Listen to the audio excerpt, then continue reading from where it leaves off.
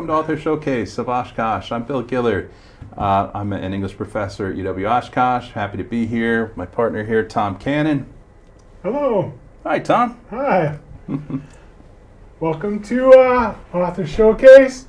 Today we have a real treat. We have Cofell. She is the new Poet Laureate of Appleton. And so we're going to be asking her about that. Just a little bit about Kat. She's the winner of the 2019 Mag Street Poetry Book Award for Stick Figure with Skirt. Author of Sister Satellite and 6 other chapbooks of poetry, including Split Personality. And that was in collaboration with Carla Houston. Many, many poems, book reviews, essays. Winner of the Mill Prize for Poetry. The Maureen Nidecker Poetry Prize, Poetry Award from WI Academy. If you go to Wapaka or Appleton's city sidewalks, you will see her poetry right in the sidewalk. And she is very much involved in poetry. She is event coordinator for Poetry Unlocked, and she is immediate past president for the Wisconsin Fellowship of Poets. Welcome. Thank you. Thanks for having me. Welcome, Kat. And you are also founder of the Wisconsin Poet Laureate Commission. Yes. Can you tell us a little bit how that came into being and the importance of that?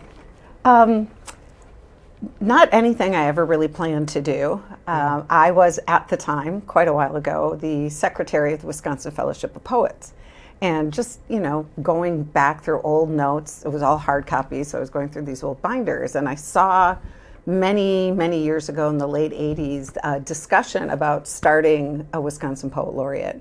And a number of arts organizations talked, and they decided not to pursue it. I thought that was interesting, so I just started asking the question, why not? Why should we? Started doing some research, talked to other arts organizations. They thought it was interesting, and so I happened to know somebody in the governor's office at the time, and they pushed it through. So when it first started, it was a state position. We were just talking a little bit about positions getting funded by the government, and it was started under then Governor Tommy Thompson, but it left the government pretty quickly thereafter. So I had the privilege of founding that, what they call the Advisory Commission, and then the initial founding commission left. And then when it all kind of fell apart, Wisconsin Academy of Sciences, Arts, and Letters took it under its wing, and then I came back on and chaired it for a number of years then as well. That's awesome, because if you go to the website, the Wisconsin Poet Laureate website, just a list of important poets of Wisconsin: Max Garland, Dasha Kelly Hamilton, and Nicholas Gulig, Margaret Rosga, and there's just a long tradition of just doing some great things and promoting poetry in Wisconsin. Absolutely. Yeah, Kat, if someone wasn't sure, why is it important for a state like Wisconsin to have a poet laureate? Well, there's so many reasons. And I was actually thinking about it on the way here. Like, what is it about poetry that has a laureate? There's not a fiction laureate. There's not a, clog dancing laureate. Let's talk clog dancing laureate. Let's start a commission. Well, I've often made jokes that, like, poetry in the grand scheme of the arts is pretty low on the totem pole, I think, of arts that really connect the whole world. Sure. And I've often joked we're right there, just under opera but above clog dancing. That's my joke. No offense to anybody who likes to clog dance. That's fair. So the fact that we have this position is pretty special. But I think it's because of our very succinct use of words and our ability to really share what's happening in the world at the time via words. And there's so much emotion and power that comes in what comes out of the pen. And especially you think of times like this, how important it is that people feel that they can be heard. I think I've often said, as I'm promoting the arts, that you think about poetry, it's so important to us in the really important moments of our life. You have a baby shower, a wedding, a funeral. You want a poem to really encapsulate that moment. And I believe if poetry is so important in those moments, just think of what it can do for everyday life.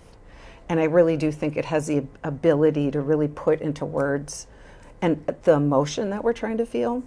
So I'm blessed to have this gift, and I just really feel it's important that we share it with the world. Fantastic. Yeah. And I think with your poetry, that like you kind of, some of the poetry talks about,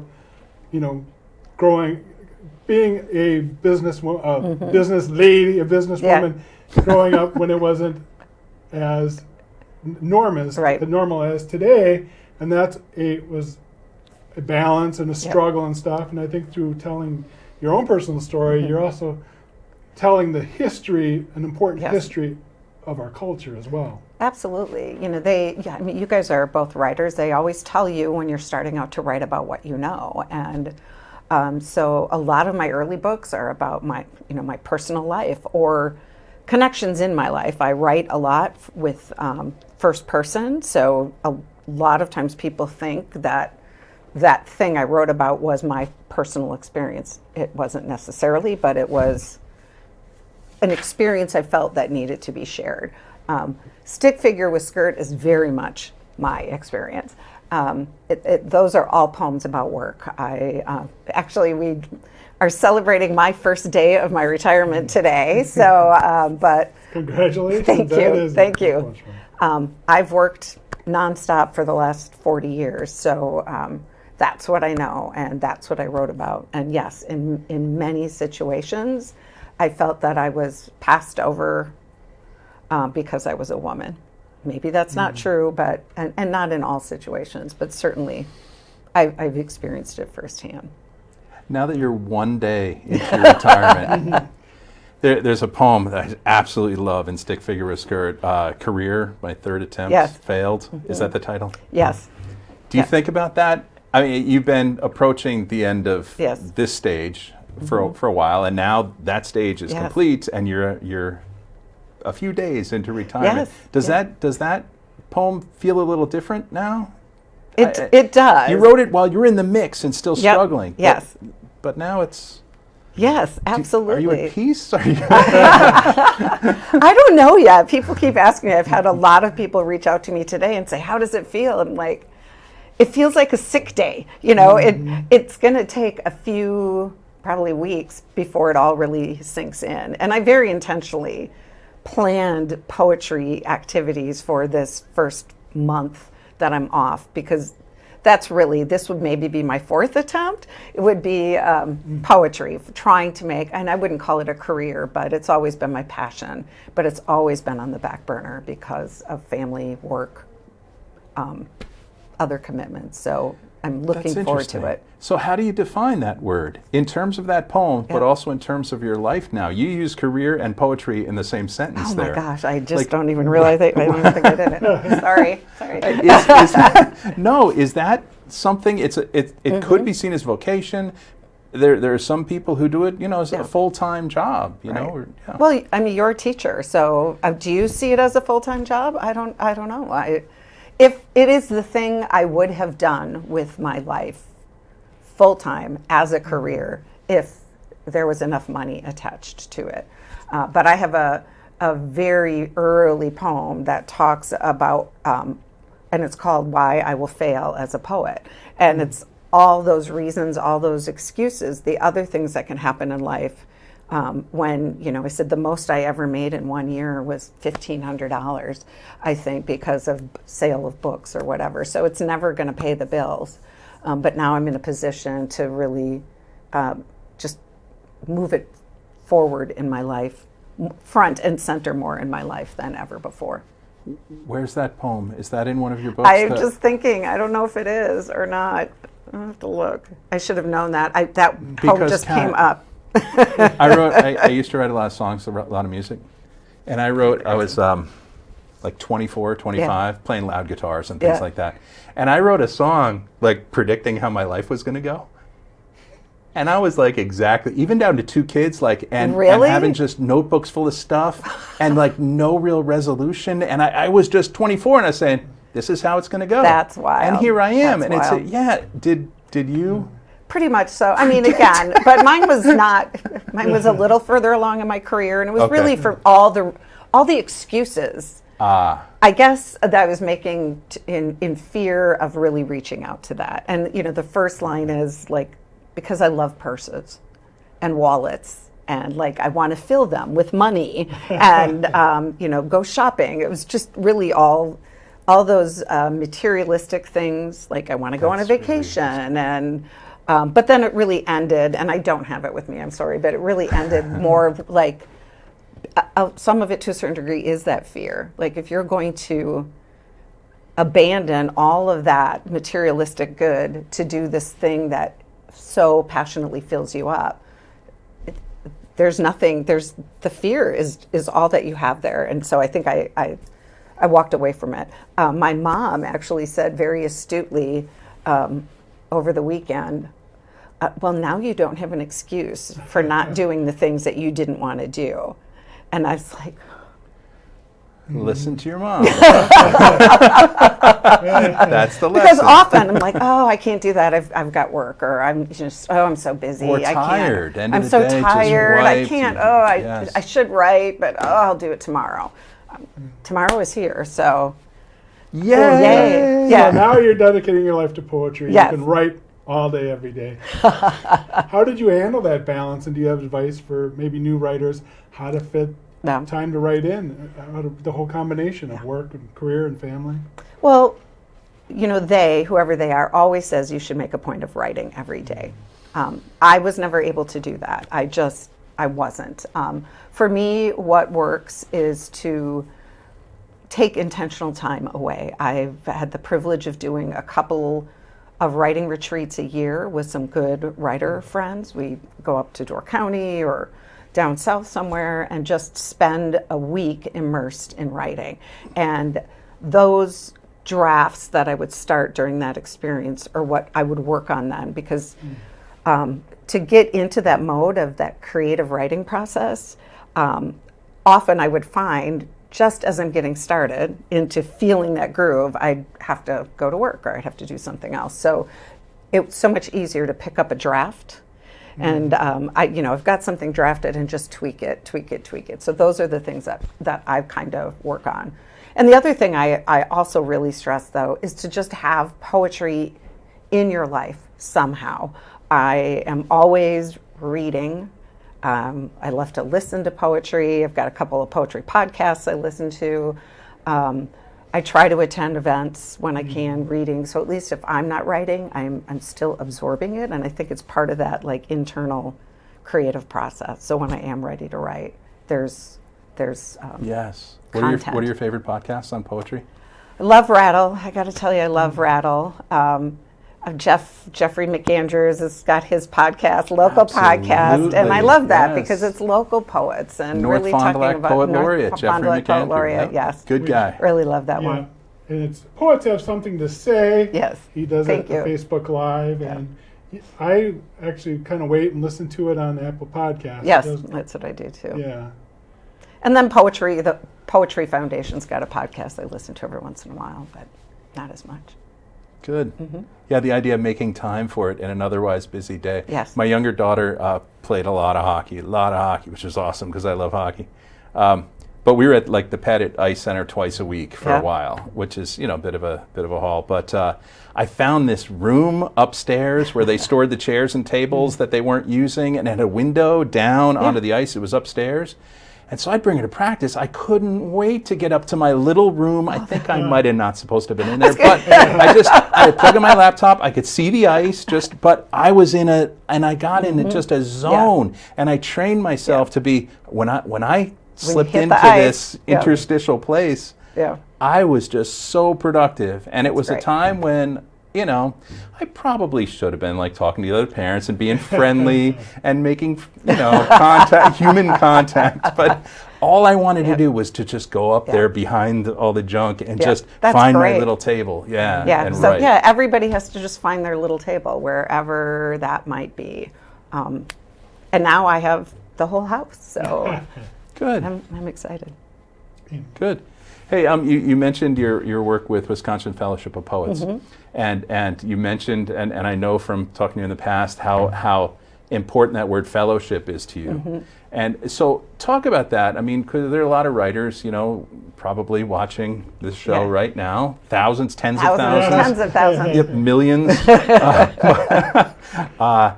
The idea of fellowship, though, we all know how to just retreat into our little space. For me, it's way in the back corner of my basement, like where my desk is. But how does fellowship work into being a poet, which is a really quiet, solitary thing most of the time? Talk about fellowship. Yeah, I think it's really an opportunity to validate what we're doing in that little corner. If you don't connect with other people who are engaged in this craft, you have no idea if you're any good or bad or not.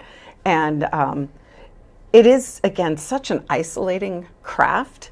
And it is, as you said, very easy to just hole up. And I really didn't even know it existed.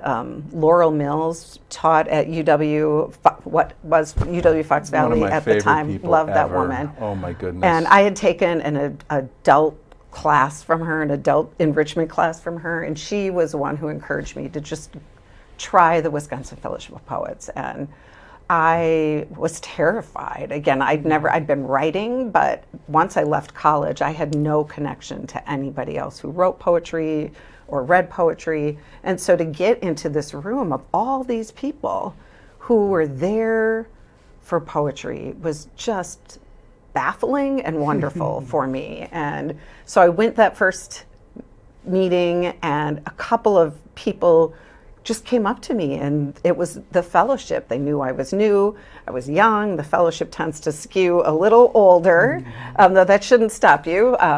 But from there, again, just a whole world opened to me. If I think about all the things that I've accomplished with writing now, I truly credit the Wisconsin Fellowship of Poets. I met the person who published my first poem outside of college, who published my first chapbook, connected me to the Wisconsin Poet Laureate Commission, connected me to just some of my absolute favorite people in the world, people who are lifelong friends. You mentioned the chapbook that I wrote with Carly Houston.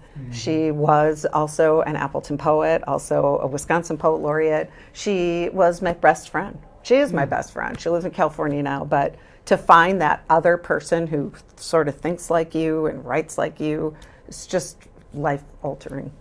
And I'll again, credit all that with the Wisconsin Fellowship of Poets. And now you're part of us, too. Here's a Laurel Mills anecdote. It was 2006, and I lived in New York City and New Jersey. But I was interviewing out here for the job that I eventually got at UW Fox Valley. And I'm still there. I love it. And it's heartbreaking a lot of ways. But and so the interview process is amazing. It just takes all day. You meet everybody. You're out to lunch. It's a blizzard of names and all that. And one of the things is an hour-long teaching demonstration, and it was attended by about 100 faculty, staff, students. And I'm up there, and it's all. I'm 9 hours into this interview, and I'm going at it, right. And so a big part of creative writing is getting people involved. So I had everybody writing and then reading back to us, and talking with people around them. I was doing like I do in class, and I was hearing from people. All right. Hey, that's pretty good. That's an interesting character you could work with. Seems like there's a lot unresolved there. And I was talking to people, and then I called on this person, and she read her thing that she had just written for the prompt. And I got like goosebumps, and I didn't know, like, it was so good. And I was like, why aren't you up here? Like, that was so...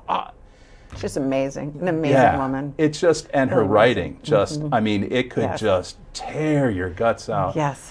Laurel Mills, her books are around, so just, absolutely. see if you could find them. Yeah, she's great. She's really good. So can you tell us kind of what your influences were, for poetry and just writing in general? Sure. So again, the high school I went to, poetry was, a couple of weeks of a whole English program. So poetry really wasn't something I got into until college. The little bit of poetry I did have exposure to was what I lovingly refer to as the old dead white guys.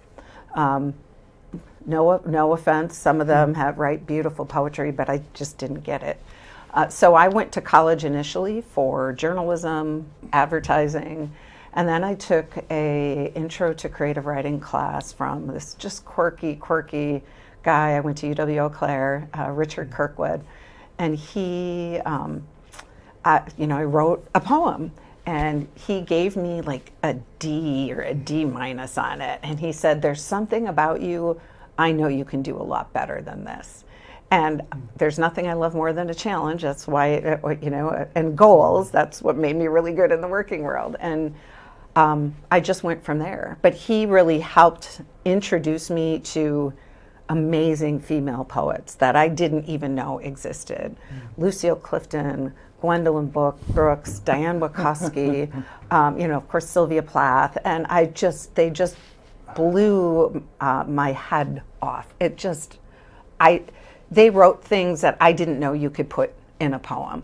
Homage to my hips. Yes, yes, absolutely. What a great poem! It's a great poem, and that just really opened up my brain. Yes. But you also asked about influences. I grew up with music. I wanted to be a musician. I played the piano, I played the saxophone.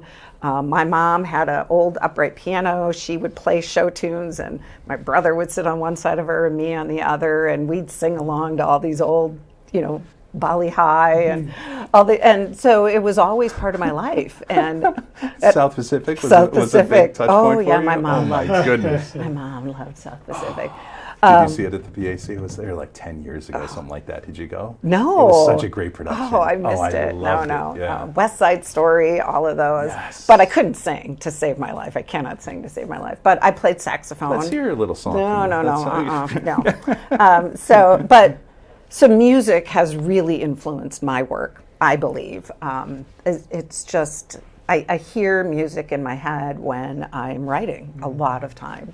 I often, as I'm writing a poem, think about, it's kind of funny, the soundtrack of this poem. And sometimes, I have a tendency to want to force the poem to go in my direction, but like in a good soundtrack, then there's a musical twist in the middle, and it's like, no, this is not going to be a happy, fun poem, or no, this is not going to be serious, we're going to take you this way. So, and that I continue now. Again, love music. My son's an aspiring drummer, percussionist, so just music is everywhere in my house.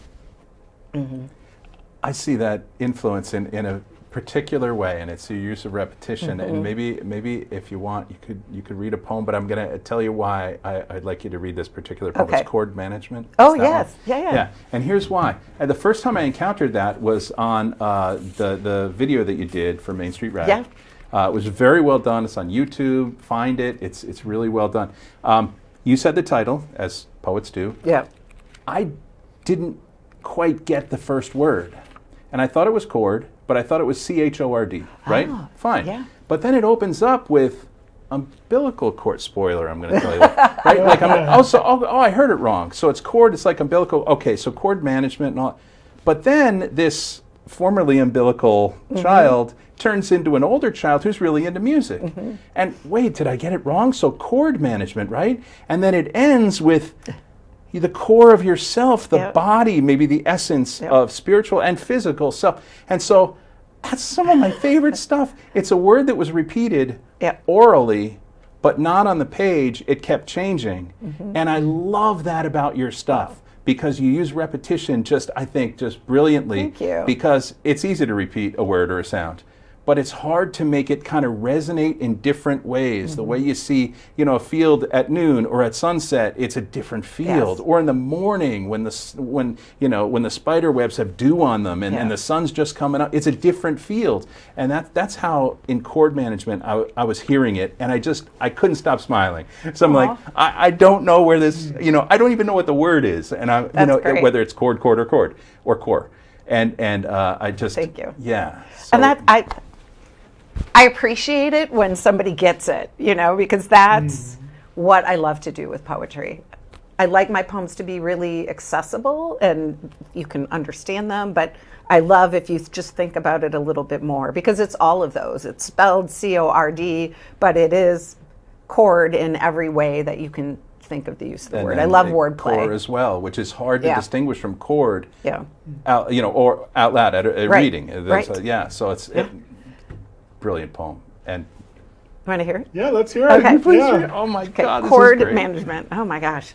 Here, I'm going to do this. No. When your office is a piggly wiggly bag, headphones tangle with charger, tangle with hairbrush, in with pens and clips since the last ladder slip from corner office to carry on. Apple makes a pocket-sized computer, but a charger as thick as a cocaine brick, our insatiable need to power up. A mother who carries her baby in the womb endlessly powers up without plugging in. Old wives say an umbilical cord can wrap a baby's neck if the mother steps over a tangle of rope, which is nonsense. But still, my pregnant friend refused to walk her dog and peed in Drano to predict her baby's sex by the color of the water, blue meaning boy.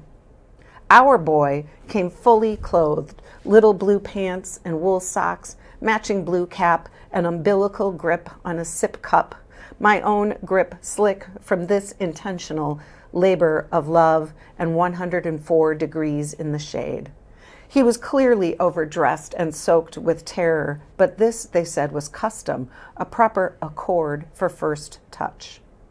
Now this kid is 17 and hot for music, is 24/7 percussive click and chord, C to G, arpeggio to tone cluster, marimba to timpani to snare and back.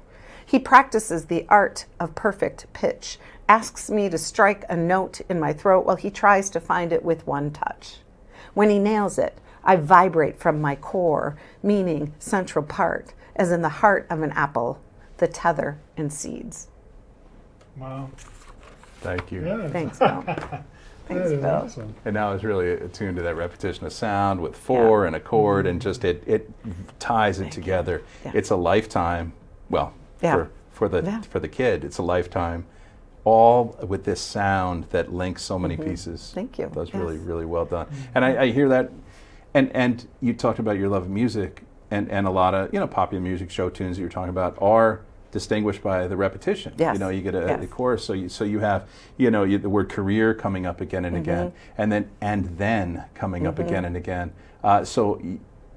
It strikes me, your use of repetition is something that holds that collection Appreciate together. it. Thank you. Yes, I've been told by some critics it's a crutch, but it just really is how I hear things and how I.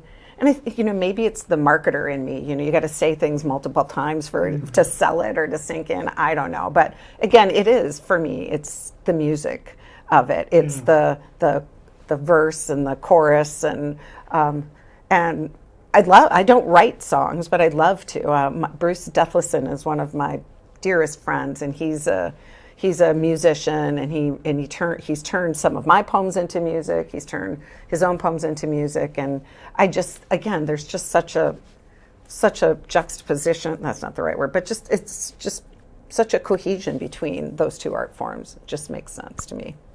And do you think that, like that criticism, is that I'm looking at this to be critical, because anything that you use, any technique you use, if it works, then it's right and Right. it works, Yeah. And there's a reason why musicians use repetition. Well, and exactly. And I think, part of it is, again, if you're a new writer starting out and you want to get published, it's finding the places that want to publish you. And, early on, I used to get just really devastated by rejection letters. And now I've just come to realize, like, with that journal, that anthology, that book publisher, they're just not the one for you.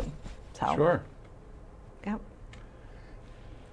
I have a question. Okay. As the only non-poet laureate at this table, Yeah. why is it important for a city like Oshkosh or a city like Appleton, not major players on the world stage, but nevertheless, why is it essential for the smaller cities to have a poet laureate?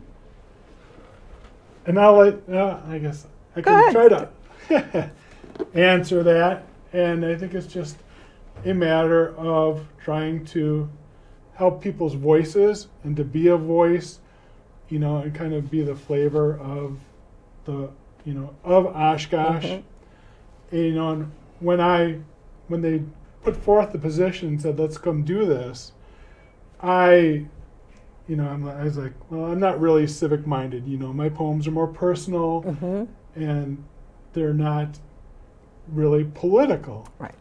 But I do think that if we can get more poetry out there, get beauty out into the world, then, people can express themselves. They get to find out who they are and share that with other people. And if they can do that, then they'll be happier. And if they're happier, we'll be better as a society. Very well said. I 100% agree. I just think, and not to get too political, but I've said this a number of times because it's just really frustrating. Wisconsin ranks dead last in funding for the arts from the state government. So I think it's wonderful when you see cities kind of taking control of their own arts funding. And it's not a lot, but it's a start. And again, I think it really shows that connection. In Appleton, we really talked a lot about wanting to use it to build community and to build connections. And, I'm already connected to a lot of the poets in the community, and it's my hope to introduce more people to poetry. And not just to write it. Not everybody has to write it, but to read it, to understand it, to appreciate the value of it. Again, which would make them hopefully understand how important the arts are. That's in general. The challenge that you love. So that's your challenge right there, right? Yeah. Well, and I'm trying to do it through some really unique things. One of the programs that I'm working on right now is an ekphrastic poetry project, which is writing about artwork. The Trout Museum of Art has its last exhibit in its current space, and they've invited me to invite, there are about 30 poets who have written poems about the artwork. So as people are perusing the art, there's a book, they can read the poem, there's a QR code, they can hear the poet reading it. That for me, I think, is a great way to introduce art, or to poetry. Of course, it's another art form, but it's a starting point. So, did you ever have to read a poem at a city council meeting? No, at the State of the City, I had to do twice. Okay. And, just, I wouldn't, did it? Yeah, I probably, the library board I had to. That's a little daunting. Yeah. And that was kind of rising to the challenge of it. I had appreciated being able to write a poem about Oshkosh because it helped me to reflect and think about, this is where I raised my kids. This is where I live, to savor it, and so I saw the joy in that and kind of spread it out and help. Well, I'm not very good at writing on command, which was one of my fears about this position. They don't ask a lot, but I have to write 2 poems upon request a year. So for my reception, which was at the end of September, I wrote a poem about Appleton, and I made a point of saying Timber Smith was there, the mayor was there, and I said, hey, Timber, this is one down. I only need 1 more this year. And he's like, I got it. So, but I agree. I think that was really wonderful to really think about why Appleton? Why have I lived in Appleton all these years? I could have moved to Oshkosh. I could have moved to Neenah. It again really made me think about that. And here's a gotcha question. It wasn't, but it was a hard question for me. He goes, well, what would you say to those people that don't like poetry? I don't think I had a good answer. Do you have one? Well, I would say poetry is not for everybody. I mean, I don't like a lot of sports. Sorry, Wisconsin. I know that's a big deal here, but I would challenge those people to find the right kind of poetry. I think most of the people who say they don't like poetry are people who read those old dead white guys in grade school or middle school, and they didn't understand it. It didn't connect to them. So I often will ask those people, well, what interests you? Do you like sports? Do you like, let me give you a great Max Garland poem. He's written a great poem about bowling. And when you read, you got to find poetry that really speaks to you. There's definitely poetry on your interest. Yes, absolutely. Absolutely. And the style you like. Yes. Yeah. Good. So, really like to thank Kat for being here today. Thank Kat you. Cofell, she's got books out that are available on her website and elsewhere. Stick Figure with Skirt is most recent one. Yes. Is that correct? Good. Yes. And and so thank you all for watching. I'm Bill Gillard, and I'm Tom Cannon. Thanks for spending some time with us. And thank you, Kat. Thanks for having me. Thank you for tuning in to Author Showcase of Oshkosh with your hosts, Dixie Jarchow, Bill Gillard, and Thomas Cannon. We'd love to hear from you, whether you're interested in being a guest on the show, have a question, or want to share your thoughts. Please reach out to us on social media or via email at oshkoshauthorshowcase@gmail.com.